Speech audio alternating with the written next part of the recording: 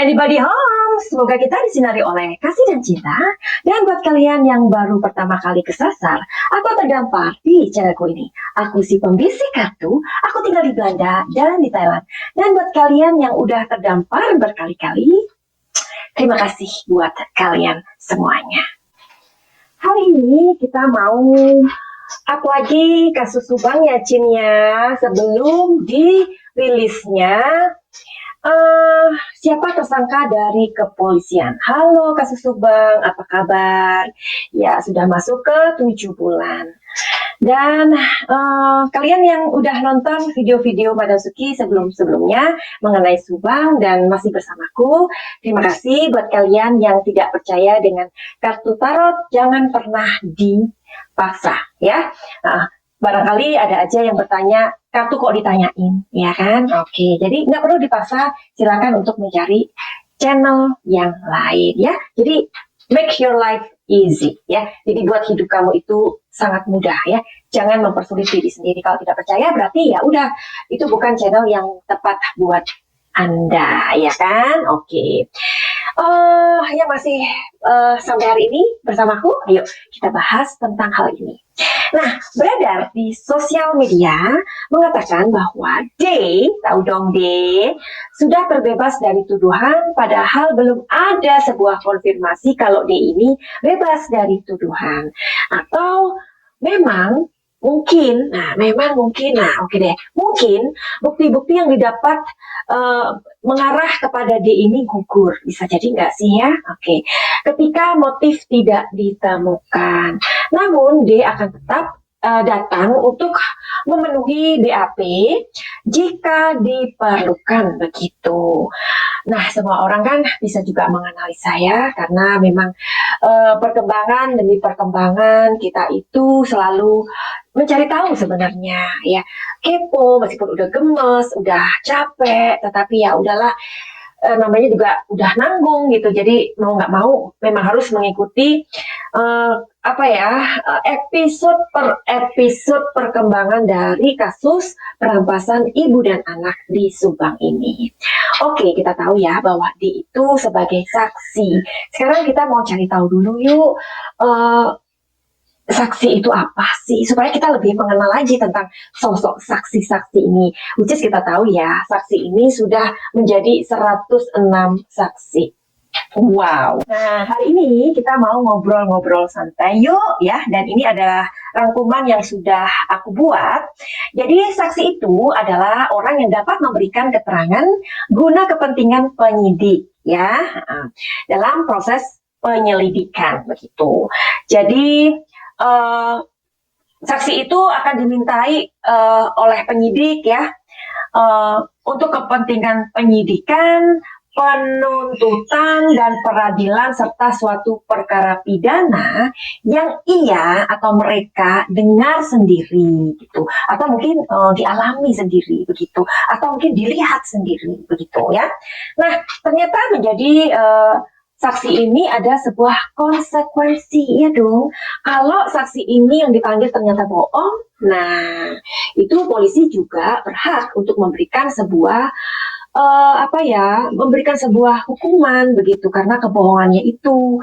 Karena seorang saksi atau bila mana orang itu diperlukan menjadi saksi harus mengatakan yang sebenarnya Ya dong, ya. Jadi konsekuensi menjadi saksi itu, jadi seorang saksi itu akan mendapatkan sebuah konsekuensi apabila seseorang dapat dijatuhi hukuman pidana apabila ia terbukti menolak menjadi saksi. Nah, itu ya.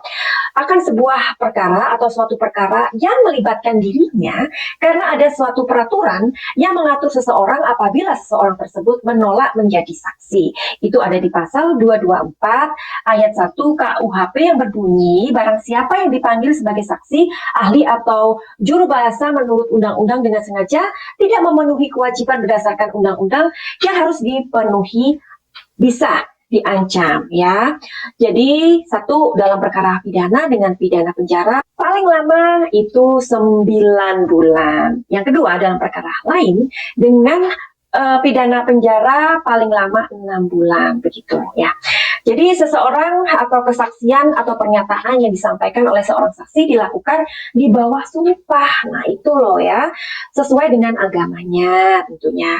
Ironisnya ada saja saksi yang memberikan keterangan palsu dan menambah unsur-unsur kebohongan ya. Jadi memang pekerjaan polisi ini sangat tidak mudah ya.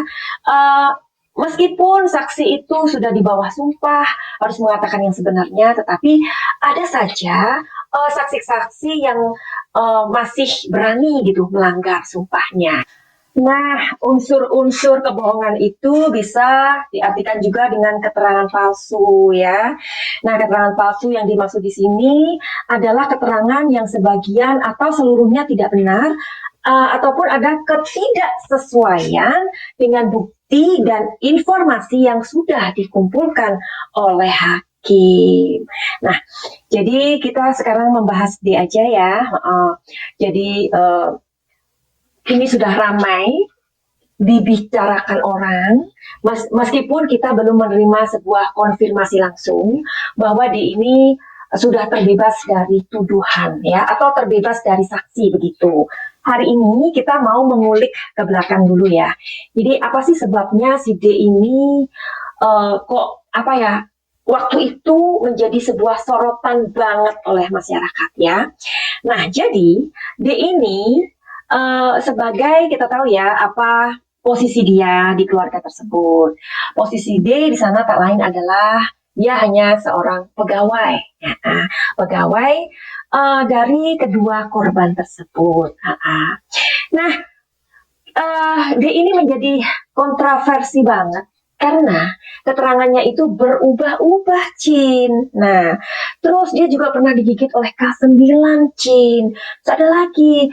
Nah, DNA-nya dia diputung rokok, Cin. Dan inilah yang menjadi sebuah pembicaraan hangat begitu. Nah, seperti yang tadi aku katakan bahwa kalau kita tarik ke belakang, tarik mundur ya.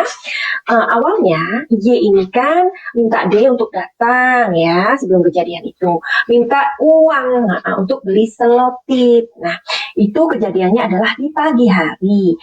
Jadi sebelum kejadian. Kemudian D ketemu dengan almarhumah adik Amel. Sorenya D ini datang ke TKP setelah acara liwetan. Nah, ini sorenya loh. Jadi detik-detik menjelang hari H itu. Oke. Nah, setelah itu kejadian tanggal 18, pas kejadian itu D dibawa masuk ke TKP dengan Bapak Y, ya kan? Karena Bapak Y datang ke rumahnya dengan tergopoh-gopoh memanggil D, karena di situ dia mengatakan bahwa ada penculikan seperti itu. Nah, tentu saja di tanggal 19 Agustus setelah kejadian, D ini diminta ke TKP untuk menjaga TKP gitu dengan beberapa orang loh, padahal di sanalah dia ketemu dengan Banpol, dan si Banpol ini meminta untuk membersihkan kamar mandi, dan gimana D ini menemukan barang bukti. Oh my god, dan itu semua rentetan demi rentetan itu atas dasar perintah. Nah ini loh, kenapa sih D ini kok digigit sama K9? Tak lain karena ialah yang memegang barang bukti yang ia temukan di situ. Nah, di mana? Di kamar mandi, di mana ia di sana diminta bantuan oleh Banpol tersebut. Jadi, kenapa kasus ini begitu lambat?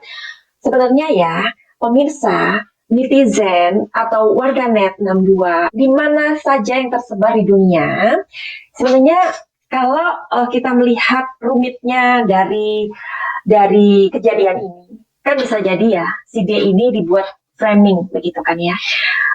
Bisa jadi loh dengan lambatnya penyelidikan ini, kita itu seharusnya berterima kasih juga dengan penyidik ya kan, dengan polisi. Dengan lambatnya penyelidikan ini bisa jadi karena kepolisian memang sedang sangat berhati-hati agar mereka tidak menangkap orang yang tidak bersalah seperti D. Bisa jadi loh ya.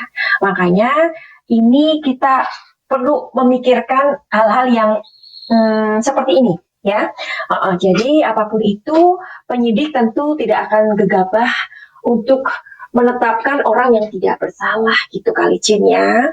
Oke, karena apa sih? Barangkali penyidik kepolisian juga tidak menemukan motifnya itu apa. Masa sih? Ya memang jejaknya dia di mana-mana ya. Ada jejak DNA, dia juga digigit sama K9, terus keterangannya dia juga berubah-ubah. Ini kan memang adalah orang yang sangat potensial gitu untuk diangkut ya kan. Tetapi kan nggak bisa gitu dong Cin ya.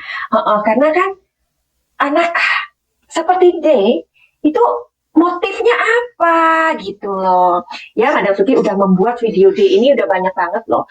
Oke, jadi hari ini kita mau kita mau tanyakan ke alat kerja Madam Suki ini yang bernama kartu tarot. Kita mau mempertanyakan atau memberikan pertanyaan-pertanyaan. Kita akan membahasnya sebentar lagi melalui kartu tarot, kartu yang bercerita. Sebelumnya kasih jempolnya. Yang belum subscribe silahkan subscribe ya. Yang mau bantu share silahkan bantu supaya Madam Suki benar. Terima kasih. Oke, sekarang kita mau lihat kartunya ya. Apakah D benar-benar terbebas dari tuduhan? Oke, apakah D sudah benar-benar terbebas dari tuduhan? Which is kita belum menerima sebuah konfirmasi yang resmi. Itu kan hanya sesuatu yang maksudnya berseliweran aja, bukan konfirmasi langsung dari kepolisian, ya kan? Oke.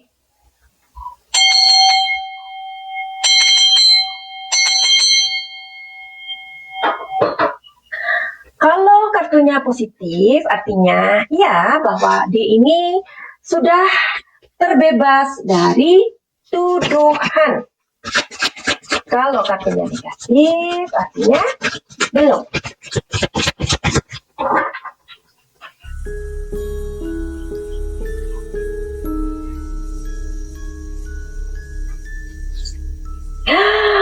Oh, wow. Ya. Alhamdulillah. Oke, jadi artinya sangat besar ya. Ini sangat positif banget dan ini energinya luar biasa gedenya. Ya. Jadi si D ini sudah benar-benar artinya kayak dia terbebas gitu dari saksi yang mencurigakan. Ya. Jadi D sudah terbebas. Mungkin dia juga mengikuti ya apa kata Madam Suki ya, untuk fokus kepada masalahnya saat ini. Amin.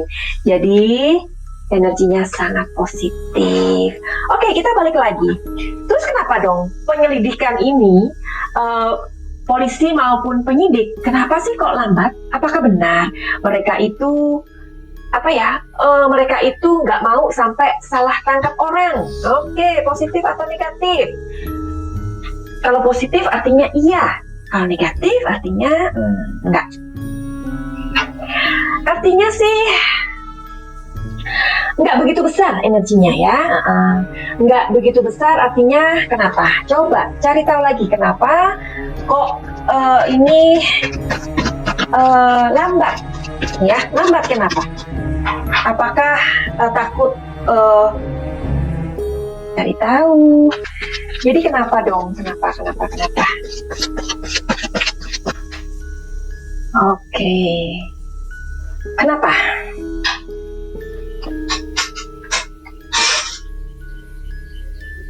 Kartunya adalah kreator ya. Kalian masih ingat tentang clue 2 gunung? Iya. Nah, di situ bisa jadi kan bahwa kasus ini memang apa ya? Sepertinya ada saling menutupi satu sama lain, ya kan? Jadi nggak sesuai dengan rencana. Bisa jadi rencananya itu apa ya? Rencananya itu ternyata berbeda. Karena ternyata akan melibatkan beberapa orang ya, tetapi kalau gunungnya itu udah waktunya meletus, ya harus diketahui siapa ya. Biarkan polisi yang memberesi masalah ini atau membukanya nanti ya, karena Madam Suki atau mungkin kawan-kawan yang lain hanya bisa memberikan clue-cluenya saja atau kisi-kisinya aja.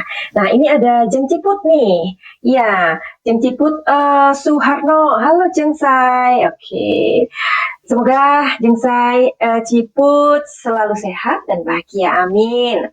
Nah, Jeng Ciput ini mengatakan, nonton berulang sampai 4 kali Jeng Sai, mendalami 2 gunung dan baru ngeh siapa mereka. Takut salah, tapi sudah ketemu di hatiku, Bat. Ini menjadi tugas polisi segera untuk mengungkapkan pelakunya segera. Semoga akhir Maret ini ada kejelasan ya Jeng, amin. Senin kemarin ada 2 saksi, Y1 katanya dipanggil lagi dan Y2 yang lagi sakit, entah benar entah enggak, karena enggak update dari Polda Jabar. Hanya penjelasan dari PH-nya, baik Tribun, salam sehat, bahagia selalu Jeng Sai, tetap kawal terus sampai selesai kasusnya. Benar. Jadi aku suka dengan kalian yang seperti ini ya. Artinya kita semua ini mempunyai porsi masing-masing ya. Jangan dikasih kisi-kisi aja terus marah-marah. Terus ada yang bilang juga kasih tahu aja kenapa gitu. Kalau dikasih taunya nanti ya sama aja dong dengan anak kecil, semua juga bisa seperti itu. Ya. Jadi kami tugasnya para YouTuber, entah mereka indigo atau tidak, entah dia cenayang atau tidak, tugasnya hanya bantu up ya, supaya kasus ini ora hilang, ora dipangan karo rayap. Hanya itu ya, memberikan kisi-kisi udah cukup ya. Jadi kalau misal kita yang kasih tahu gini, ngasih tahu, polisi sudah tahu kok semuanya ya, tanpa kita kasih tahu pun polisi sudah tahu gitu. Jadi nggak usah ngelancangin ya. Jadi kita sudah mempunyai porsi satu kecil, udah itu aja yang dimakan, disajikan. Jangan minta yang ini, yang lauknya ini, jangan, itu namanya lancang ya. Jadi kita juga sudah membantu sudah kasih kisi-kisi tanpa harus mengasih tahu nama atau dan lain-lain, itu sudah cukup rasanya ya. Jadi kita melakukan tugas masing-masing. Tugas polisi seperti yang Jeng Ciput bilang, ini menjadi tugas polisi segera untuk mengungkapkan pelaku segera, sudah ya. Jadi bila mana kalian nggak suka, ya udah tinggalin channel ini. Jadi nggak perlu untuk melihat lagi. Kan masih banyak channel yang bisa kalian nikmati. Tetapi buat kalian yang sampai saat ini setia, makasih banyak. Pokoknya I love you full ya. Dan sekarang kita mau ke pembahasan yang berikutnya. Jadi ini ya, jadi si D ini sudah bebas sepertinya menjadi saksi. Apakah kepolisian penyidik itu takut karena ini nanti salah tangkap atau tidak? Nah, ini setelah aku dalami di sini, kepolisian dan penyidik lebih mengutamakan kepada kreatornya ini siapa sih sebenarnya gitu loh. Karena melihat masalah ini kayaknya memang saling tumpang tindih, you know. Mungkin itu bukan maksud untuk perampasan nyawa, hanya menekan saja, tetapi dimanfaatkan oleh orang lain atau kepentingan lain gitu loh. Jadi polisi lebih ke kreatornya itu siapa. Oke ya. Jadi posisi si D ini ke depan aman nggak sih? Nah itu dia, aman nggak dia? Positif nih kan?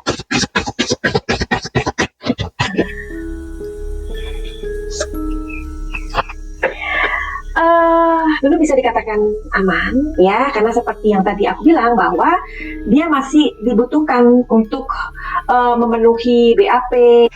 Jadi si D masih bisa dipanggil ya jika dibutuhkan. Sekarang kita mau cari tahu lagi. Apakah pada hari H nanti si D ini akan bernyanyi? Kita tahu ya, bernyanyi. Oke. Apakah di hari H nanti dia akan bernyanyi?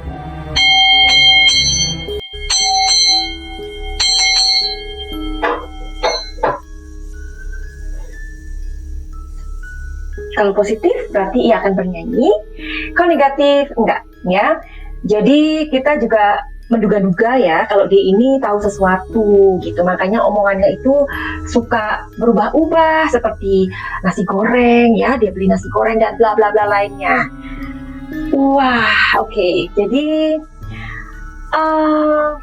jawabannya sih dia akan menjawab sesuai aja, sesuai porsinya dia. Jadi kalau saksi itu kan memang seperti yang tadi kita bahas di atas ya. Oke, sekarang kita mau cari tahu lagi, apakah sebenarnya dalam kasus Subang ini dia ini tahu sesuatu gitu.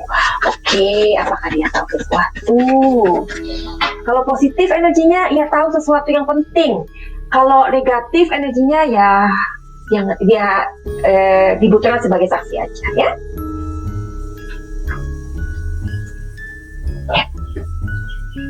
Jawabannya adalah dia tahu sesuatu.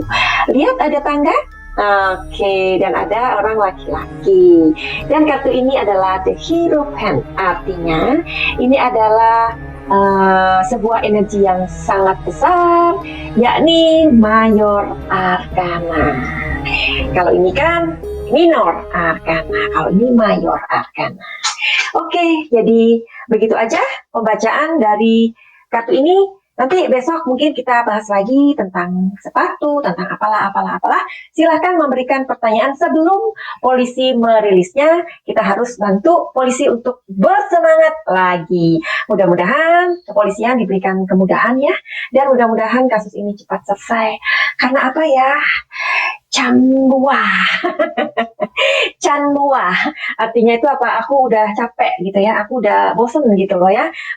Bosennya itu bukan karena apa, karena memang energi aku terkuras untuk kasus ini gitu. Kita bantu up itu sebenarnya bukan sekedar cuap-cuap aja, enggak, tetapi ada energi yang memang dikeluarkan banget untuk mengawal kasus ini. Oke, finally begitu aja ya.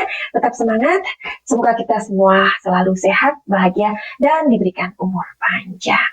Baiklah, aku rasa begitu aja videonya.